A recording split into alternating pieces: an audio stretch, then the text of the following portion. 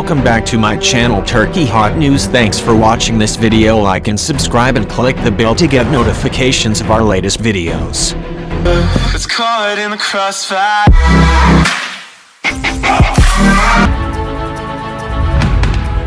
The representative of the forces of the government of the National Accord in Libya, Squadron Leader Mohammad Qanunu, announced that he will continue his military operations until the liberation of all cities nationwide, thus ignoring the ceasefire agreement announced by the Prime Minister Fayez Al-Sarraj, learned Bulgarian military. Citing Pentapostagma.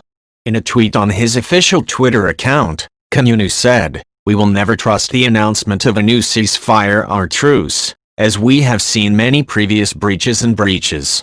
Right double quotation mark.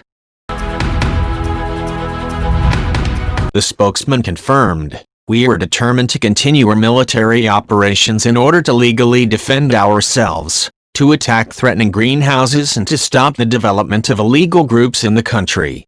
He stressed that they will continue to liberate all the conquered cities, to face the injustice suffered by their inhabitants and to restore state authority. The spokesman added the Libyan state exclusively has the right to use its resources, to manage its wealth, to export oil and to take a hard line against those who seek to starve the Libyan people and plunder its natural resources.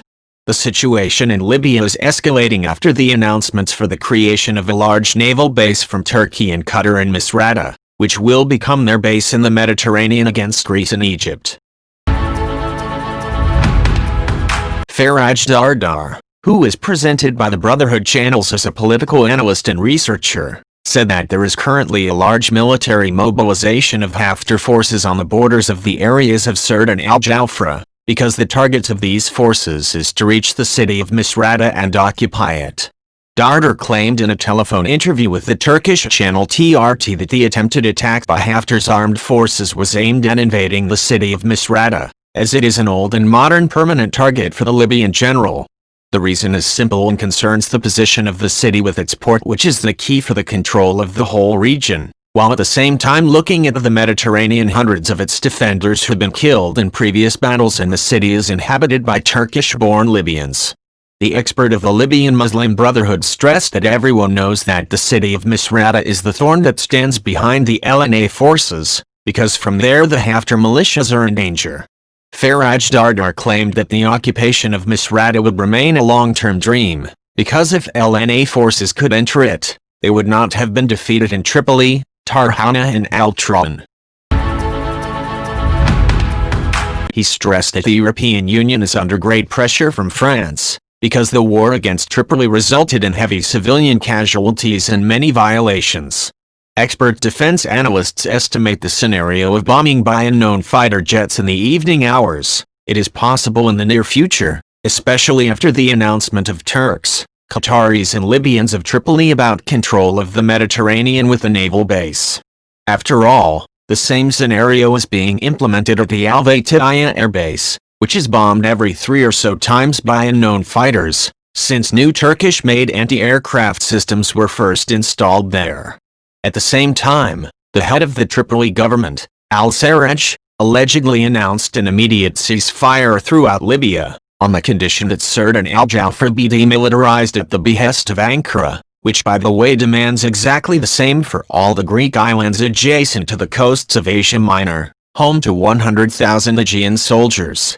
Turkey demands and behaves arrogantly throughout the Mediterranean as if it owns the region, which shows the very difficult situation of the Turkish government and Erdogan, who has opened so many fronts, which of course he cannot close.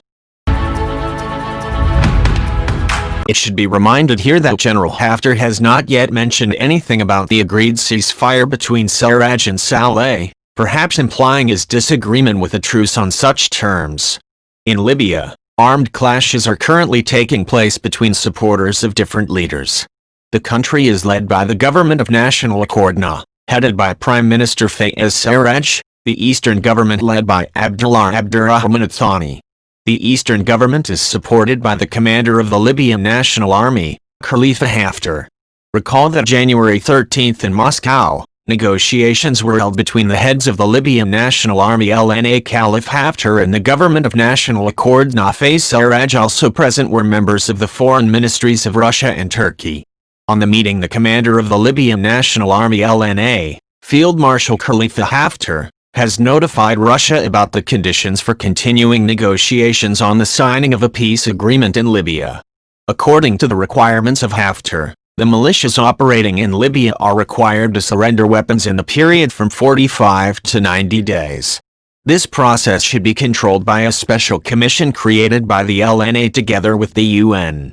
Haftar also refused to recognize Turkey as an intermediary in resolving the situation in Libya, since the Turkish side is non-neutral and supports the Government of National Accord.